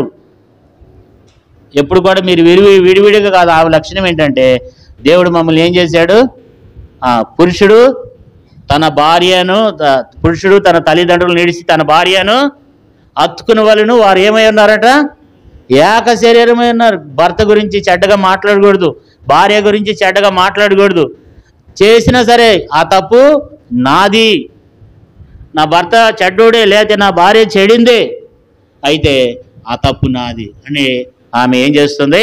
ఒప్పుకుంటూ వచ్చింది. కుటుంబాన్ని ఆమె ఎంతో కట్టుకుంటూ వచ్చింది. ఏం బిడ్డారా, ఆమె క్షమాపణ గుణం కలిగినది. తర్వాత ఆమె కృతజ్ఞత కలిగింది. తర్వాత ఆమె ఎలాంటి మనసు కలిగి ఉందంటే, ఆమె దేన మనసు కలిగినటువంటి స్త్రీ అన్నమాట. 41వ వచనం చూడండి. 41వ వచనం, ఆమె లేచి సాగిలపడి. సాల్లో మనం ఇక్కడ చూస్తే ఆమె లేచి సాగిలపడి అంటే దావీదుకి ఆమె ఏం చేస్తుంది? సాగిలపడుతుంది. 23వ వచనంలో అబీగయలు దావీదుని కనుగొని ఏం చేస్తూ వచ్చిందంట, దావీదునకు సాష్టాంగపడి ఆమె ఏం చేస్తూ వచ్చిందంట, సాష్టాంగపడి ఆమె ఏం చేసింది, సాష్టాంగ నమస్కారం చేసిందంట. ఆమె స్థాయి ఎక్కడ తెలుసండి, ఆమె ధనవంతురాలు. ఆమె అప్పటికి దావీదు రాజు కాలే, దావీదు అప్పటికి రాజు కాలే. కానీ ఆమెలో ఉన్నటువంటి ఆ తగ్గింపు, ఆ దీనత్వం చూడండి, ఆమెలో ఉన్నటువంటి ఆ తగ్గింపు జీవితాన్ని చూడండి. 23వ వచనంలో ఆమె తగ్గింపు జీవితాన్ని మనం చూస్తూ వచ్చినాం. 23వ వచనంలో ఆమె ఎలాంటి తగ్గింపు జీవితాన్ని కలిగి ఉందో చూస్తూ వచ్చినాం. 24వ వచనంలో కూడా ఆమె యొక్క దీనత్వం కనపడదు. నీ దాసురాలనైనా నన్ను, 25వ వచనంలో నీ నా ఏలినవాడు అంటే ఏంటి తెలుసా అండి, భర్త కంటే ఎక్కువగా గౌరవిస్తుంది, అంటే దేవుని కంటే ఎక్కువగా ఏలినవాడు అంటే దేవునితో సమానం అనమాట. ఆమె ఎంతో తగ్గించుకుంటుందంటే ఆమె చాలా ధనవంతురాలు. ఆమె 26వ వచనంలో కూడా అంటుంది నా ఏలినవాడని, 25వ వచనంలో నా ఏలినవాడా అంటుంది, 26వ వచనంలో అంటుంది నా ఏలినవాడా యెహోవా జీవంతోడు, నీ జీవంతోడు ప్రాణహాని చేయకుండా యెహోవా నిన్ను ఆపి ఉన్నాడు. అంటే ఆమెలో ఉన్నటువంటి దీనత్వాన్ని మనం చూస్తున్నాం. అలాంటి దీనత్వం ఆమె కలిగి ఉంది. 27వ వచనంలో కూడా నా ఏలినవాడా అంటుంది. 28వ వచనంలో నీ దాసురాలనైనా నా తప్పు క్షమించు. ఆమెలో ఉన్నటువంటి ఆ తగ్గింపు కలిగినటువంటి జీవితాన్ని మనం చూస్తూ వస్తున్నాం. ప్రతి ఒక్కరిలో ఏముండాలి, తగ్గింపు జీవితాన్ని కలిగి ఉండాలి కదండి. చాలామందికి వినయం ఉండదు, తగ్గింపు ఉండదు, గర్వం ఉండదు, అహంకారం కదండి. కొంతమంది ప్రైజ్లాడి చెప్పరు, అహంకారం. తోటి సహోదరుడు కనపడినప్పుడు అన్నా ప్రైజ్లాడ్ అనేటువంటి మాట రాదు. ఎదుటి వాళ్ళు ఎవరైనా చెప్తే విందామని చూసే రకాలు ఉన్నారు, కానీ అన్నా ప్రైజ్లాడన్నా అనేటువంటి సంతోషంతో ఆ వినయము మనల్ని ఏం చేస్తుందంటే అది ఉన్నత విధానంలోనికి తీసుకుని వెళ్తుంది. దేవునికి ఇష్టం లేనిది ఎవరంటే, ఎవరైతే అహంకారంగా ఉంటారో వారిని దేవుడు ఎప్పుడు కూడా క్షమించాడు. అహంకారం పనికిరాదు, లోబడే తత్వాన్ని కలిగి ఉండాలి. ఆ యొక్క ఆమెలో ఉన్నటువంటి దీనత్వం చూడండి, ఆమెలో ఉన్నటువంటి దీనత్వం, ఆమెలో ఉన్నటువంటి ఆ మంచి మనసు మనలో కలిగి ఉంటామా? ఆమెలో ఉన్నటువంటి ఆ దీనత్వం చూడండి, ఎంత దీనత్వం కలిగి ఉందో కదండి. దేవునికి అసహ్యమైనవి ఉండే అంట బైబిల్లో చూడండి. అహంకారులు అనేది మరి సామెతల గ్రంథం 6వ అధ్యాయము, సామెతల గ్రంథం 6వ అధ్యాయము, సామెతల గ్రంథం 6వ అధ్యాయం 16వ వచనం. యెహోవాకు అసహ్యములైనవి 6 కలవు, 7 ఆయన హేయములు. అవేమనగా అహంకార దృష్టియు, కళ్ళల్లాడు నాలుకయు, నిరపరాధులను చంపు చేతులను, దుర్యాలోచనలు చేసిన హృదయమును, కీడు చేయుటకు త్వరపడు పాదములు, పరుగులెత్తు పాదములను, లేనివాడిని పలుకు అబద్ధ సాక్షియు, అమదంలో జగడములు పుట్టించేవాడును. అంటే చాలండి, ఇక్కడ 7 విషయాలు రాయబడి. మొదటి విషయం ఏంటి, 17వ వచనంలో అహంకార దృష్టి. అహంకారం అనేది మనలో ఉండకూడదు, అది దేవుని దృష్టిలో అసహ్యమైనది. అదొక భయంకరమైనటువంటి, దేవుని దృష్టిలో అది అసహ్యమైనది అహంకార దృష్టి. వాడు వస్తున్నాడా, వాడికి నేనేంటి చెప్పేది, ప్రైజ్లాడు, వాడే నాకు చెప్పాలి, వాడు చెప్తే నేను చెప్తా, లేకపోతే లేదు. ఆమె వస్తుందా రాని, ఆమె వస్తే నాకేంటి, దానికి నేను ఎందుకు చెప్పాలి, నా స్థాయి ఏంటి, నేనేంటి. కాబట్టి మనం చెప్పమట్లా, అది అహంకార దృష్టి అనమాట. చిన్నవాళ్ళు కానీ పెద్దవాళ్ళు కానీ మనలో ఏముండాలి చెప్పండి, దీనత్వం ఉండాలి. ఆమెలో ఆ దీనత్వము ఆమె కలిగి ఉంది. దేవుని బిడ్డలారా, దీనత్వం కలిగి ఉంది. ఆమెలో ఆ తగ్గింపు మనస్తత్వాన్ని ఆమె కలిగి ఉంది. ఆ జీవితాన్ని మనం కలిగి ఉండాలి. ఆమె ఎంత దీనత్వం కలిగి ఉందో చూడండి. ఆమె ఎంత దీన మనసు కలిగి ఉందంటే అంత దీనత్వం కలిగి ఉంది. మనం కూడా అలాంటి మనసును కలిగి ఉండాలి. అబీగయల్లో ఉన్నటువంటి మనసు ఎలాంటిది, దావీదుకి సాగిలపడుతుందంట. ఈమె ఎక్కడ ధనవంతుని భార్య, ఆమె కోటేశ్వరరాలు. దావీదుకి అప్పుడు ఆ టైంలో దావీదు జీవితం ఎలాంటిది, కనీసం భోజనం లేని పరిస్థితి. అది అరణ్యములో ఉన్నాడు, సౌలు చేత తరం పడుతున్నటువంటి దినాల్లో ఉన్నాడు. అలాంటి పరిస్థితుల్లో ఆమె దావీదుకి ఏం చేస్తుందండి, సాష్టాంగపడుతుంది. నా ఏలినవాడా అంటుంది. అయ్యా నీ దాసరాలనయ్యా, నీ దాసరాలు నన్ను ఏం చేయమంటుంది, ఆమె నా తప్పు క్షమించమంటుంది. అసలు ఆమె స్థాయి ఎక్కడ, అతని స్థాయి ఎక్కడ అంటే ఆమె అంత ఉన్నతమైనటువంటిది. ఆమె ఒక ధనవంతుని భార్య, భాగ్యవంతుడి భార్య ఆమె. కానీ ఆమె అందం కానీ, ఆమె రూపం కానీ, ఆమె వేసుకునేటువంటి వస్త్రాలు కానీ, ఆమెకున్నటువంటి హోదాని బట్టి చూస్తే ఆ మాటలు ఆమె పలకూడదు. కానీ ఆమెలో ఒక మంచి విధేయత కలిగినటువంటి ఆ దీనత్వం ఆమెలో కలిగి ఉంది. అలాంటి దీనత్వాన్ని ప్రతి ఒక్కరూ మనం కలిగి ఉండాలనే విషయాన్ని దేవుడు మనకు ఈ బలలో పాలు పొందక మునుపు దేవుడు మనతో మాట్లాడుతున్నాడు అన్నమాట. కాబట్టి అలాంటి మంచి మనస్తత్వాన్ని మనం కలిగి ఉన్నామా? అలాంటి క్షమాపణ గుణాన్ని మనం కలిగి ఉన్నామా? అలాంటి మరి తగ్గింపు జీవితాన్ని మనం కలిగి ఉండాలని దేవుడు మరి ఆమెను మనకు జ్ఞాపకం చేస్తున్నాడు. అందుకనే దేవుడు ఆమెని ఆశీర్వదిస్తూ వచ్చినాడు. ప్రియులారా, దేవుడు ఎంతో ఆమెని దీవిస్తూ వచ్చినాడు. మరి మనం కూడా ఏం కలిగి ఉండాలంట? పేతురు రాసిన మొదటి పత్రిక 5వ అధ్యాయం 5వ వచనం. పేతురు రాసిన మొదటి పత్రిక 5వ అధ్యాయం 5వ వచనం. 5వ వచనం చదవండి. చిన్నలారా మీరు పెద్దలకు లోబడి ఉండి, మీరందరూ ఎదుటివాని ఎడల దీన మనసను వస్త్రము ధరించుకొని మిమ్మల్ని మీరు ఏం చేయండి? మిమ్మల్ని అలంకరించుకొనుడి. దేవుడు అహంకారులను ఎదిరించి దీనులకు దేవుడు కృపను అనుగ్రహించును. దేవుని వాక్యంలో ఏం రాయబడుతూ వచ్చింది? చిన్నలారా ఏమంటున్నాడు దేవుడు? చిన్నలారా మీరు పెద్దలకి లోబడి ఉండుడి, మీరందరూ ఎదుటివాని ఎడల ఏం కలిగి ఉండాలి? దీన మనసను వస్త్రం ధరించుకుని మిమ్మల్ని అలంకరించుకునుడి. దీన మనసు అనేటువంటి వస్త్రాన్ని ఏం చేయాలంట? ధరించుకోవాలంట.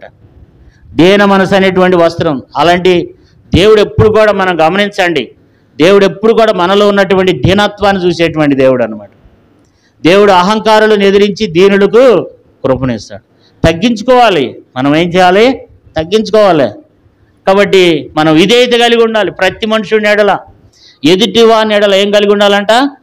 దీన మనసు అనేటువంటి వస్త్రములు కలిగి ఉండాలంట. అలాంటి మనలో అహంకార దృష్టి, వాడెంత, వాడి విధానం ఎంత, ఆమె ఎంత, వీళ్ళెంత, వాళ్ళెంత, నేనెంత, నా కెపాసిటీ ఏంటి, నేనేంటి, నా స్థాయి ఏంటి, ఇవి పనికిరావు. దేవుడు మన యొద్ద నుండి కోరుకునేది ఏంటంటే, దేవుడు ఎప్పుడు చూస్తూ ఉంటాడు, అసలు ఈ మనుషుడు దీనత్వం కలిగి ఉన్నాడా, తగ్గింపు జీవితాన్ని కలిగి ఉన్నాడా, ఏదైనా ఒప్పుకునే మనస్తత్వం ఉందా, తగ్గించుకునే మనస్తత్వం ఉందా, ఇవి ఎప్పుడు కూడా ప్రభువు చూస్తూనే ఉంటాడు మనలో. మన దీనత్వాన్ని బట్టి దేవుడు మనల్ని ఆశీర్వదిస్తాడు. దీనులకు కలుగు ఆశీర్వాదాలు బైబిల్లో అనేకం ఉన్నాయి. కాబట్టి ఆమెలో కూడా ఏం కలుగుతూ వచ్చింది? ఆమె అంత ధనవంతుడి భార్య అయినప్పుడు కూడా, భాగ్యవంతుని భార్య ఆమె అయినప్పుడు కూడా ఆమెలో ఉన్నటువంటి ఆ దీనత్వాన్ని చూడండి. ఆమెలో ఉన్నటువంటి ఆ తగ్గింపు జీవితాన్ని మనం చూసినట్లయితే మరి ఎంత చక్కని దీనత్వం కలిగి ఉందండి అబిగయలు. అలాంటి మనస్తత్వాన్ని మనం కలిగి ఉంటున్నామా? ఎదుటివాని ఎడల దీన మనసు అనేటువంటి వస్త్రాన్ని ధరించుకుని ఉండాలండి. ఎందుకంటే దేవుడు అహంకారులను ఎదిరించి దీనులకు దేవుడు కృప అనుగ్రహిస్తాడంట. మనం కూడా బలలో పాలు పొందుతున్న మనము అలాంటి దీన మనసు అనేటువంటి వస్త్రాన్ని ధరించుకుంటున్నామా? లేకపోతే మనలో ఉన్నటువంటి అహం, మనలో ఉన్నటువంటి బల్పు, మనలో ఉన్నటువంటి ఆ కళ్ళు నెత్తికెక్కినటువంటి మనస్తత్వాన్ని కలిగి ఉంటారు. ఒకరికొకరు మనం ఏమై ఉండాలి చెప్పండి? తగ్గించుకోవాలి. భార్య భర్తలు కూడా ఒకరికొకరు తగ్గించుకోవాలి. దీన మనసు అనే అవసరం కాదు. నువ్వెంత, నీ సంగతి తెలిస్తే నా సంగతి నీకు తెలియదు, నా వెనకాల బ్యాక్గ్రౌండ్ ఉంది అని అంటే కుదరదు. నీ వెనకాల ఎంత బ్యాక్గ్రౌండ్ ఉందా, నువ్వు ఎంత గనుడు అయినా సరే ఎదుటివాని ఎడల ఏం చేయమంటున్నాడు దేవుడు? దీన మనసు అనే వస్త్రాన్ని ధరించుకో. ఆమె కూడా చూడండి, నీ దాసరాలని ఆమె 23వ వచనంలో, 24వ వచనంలో, 26వ వచనంలో, 27వ వచనంలో, 28వ వచనంలో, 30వ వచనంలో ఆమె మరి అంత దీనత్వాన్ని ఆమె కలిగి ఉందన్నమాట. 41వ వచనంలో సాగిలపడిందంట. అలాంటి లోబడేటువంటి తత్వాన్ని దేవుడు మనలో కోరుకుంటున్నాడు. అబిగయల్లో కూడా అలాంటి మరి ఆ దీనత్వం కలిగి, దీన మనసు కలిగి ఆమె జీవిస్తూ వచ్చింది. దేవుడు అందుకని ఆమెను ఆశీర్వదిస్తూ వచ్చినాడు. కాబట్టి ఇప్పుడు ఆ భర్తకు ఆ భార్యకు ఉన్నటువంటి తేడా ఏంటంటే, నాబాల్లో ఉన్నటువంటి తేడా ఏంటి? నాబాలు ఎలాంటి వాడు? తేడా గలవాడే. ఎందుకంటే ఆయనలో ఉన్నటువంటి అనేకమైనటువంటి చెడ్డ విషయాలు దేవుని వాక్యంలో రాయబడుతూ వచ్చింది. తను మోటివాడు అంట, దుర్మార్గుడు అంట, కృతజ్ఞతలు ఏం జీవితాన్ని జీవిస్తూ వచ్చినాడంట, కఠిన హృదయం కలిగి ఉన్నాడంట, బహు పనికిమాలిన వాడంట కదా. దుష్టుడైన ఈ నాబాలను లక్ష్య పెట్టవద్దండి, దుష్టుడంట వాడు, కానీ తాగుబోతు. కానీ అలాంటి వ్యక్తి ఆమె ఏం చేస్తూ వచ్చింది? ఆమెకి ఎంత తేడా ఉంది! అబిగయలు ఎలాంటి తేడాతో జీవిస్తూ వచ్చింది, ఎంత తేడా ఉంది! కలిసి చేస్తుంది, కానీ నా భర్తలాగా నేను కూడా ఉండాలి అనుకుందామే, అనుకోలే. భర్తతో కలిసి చేయాలి, భార్యతో కలిసి ఉండాలి, కానీ ఆత్మీయ విషయాల్లో కూడా మనం ఏమై ఉండాలి? ఆత్మీయ విషయాల్లో కూడా అబిగయలు వలె ఉండాలి, అబిగయలు వలె ఉండాలి. దేవుడు ఇప్పుడు వీళ్ళిద్దరిలో ఎవరిని మెచ్చుకుంటున్నాడు? దేవుడు అంటే అబిగయల్ని మెచ్చుకుంటున్నాడు. దేవుడే నాబాల్ని ఏం చేశాడండి? దేవుడే మొత్తి చంపినాడంట, దేవుడే నాబాల్ని మొత్తినాడంట. ఆ రాత్రి ఫుల్లు తాగున్నాడు, మత్తులో ఎందుకులని ఉదయం లేచినప్పుడు చెప్పిందంట. చూడండి, ఆ మాట చదువుకుందాం, ప్రార్థన చేసుకుందాం. 37వ వచనం చదవండి. ఉదయం నాబాలునకు మొత్తి తగ్గు ఉన్నప్పుడు అతని భార్య అతనితో ఆ సంగతులను తెలియ చెప్పగా భయం చేత అతని గుండె పగిలెను, అతడు రాతి వలె బిగుసుకుపోయాను. 10 దినములైన తర్వాత యెహోవా నాబాలును మొత్తగా అతడు చనిపోయాను. నాబాలు చనిపోయినని దావీదు విని యెహోవా నాబాలు చేసిన కీడును అతని తల మీదకే రప్పించి. చాలు, మనం ఇక్కడ చూసినట్లయితే దేవుడు నాబాల్ని మొత్తినాడంట, నాబాలు చనిపోయినాడంట, దేవుడే మొత్తినాడంట. అంతేకాదు, దేవుడు ఇక్కడ 10 దినములని దేవుడు చెప్తున్నాడు. 10 దినములు దేనికి సాదృశ్యంగా ఉందంటే తరుణం ఇచ్చాడు దేవుడు. ఈ 10 దినముల్లో నాబాలు ఏమన్నా ఒప్పుకుంటాడేమో. నాబాలు ఏమన్నా నాబాలు ఇప్పుడు ఎక్కడున్నాడు? అయోమయ పరిస్థితులు ఉన్నాడు. దేవుడు మొత్తినాడు, మంచం మీద ఉన్నాడు, మరణాపాయ పరిస్థితులు ఉన్నాడు. దేవుడు తనకు తరుణం ఇచ్చినాడంట. ఇంకేమన్నా నాబాలు మారతాడేమో, తన జీవితం ఏమైనా మార్చబడద్దేమో చూద్దాం అని చెప్పి 10 దినాలు సమయం ఇచ్చాడు. కానీ 10 దినాల్లో కూడా వాడు మారలే, వాడు అలాగే చనిపోయినాడు. వాడు అలాగే చనిపోయిన తర్వాత తన భార్య అని మరలా దావీదు వచ్చి, నాబాలు చనిపోయిన తర్వాత దావీదు వచ్చి ఆమె తీసుకుని వెళ్ళి వివాహం చేసుకున్నాడు.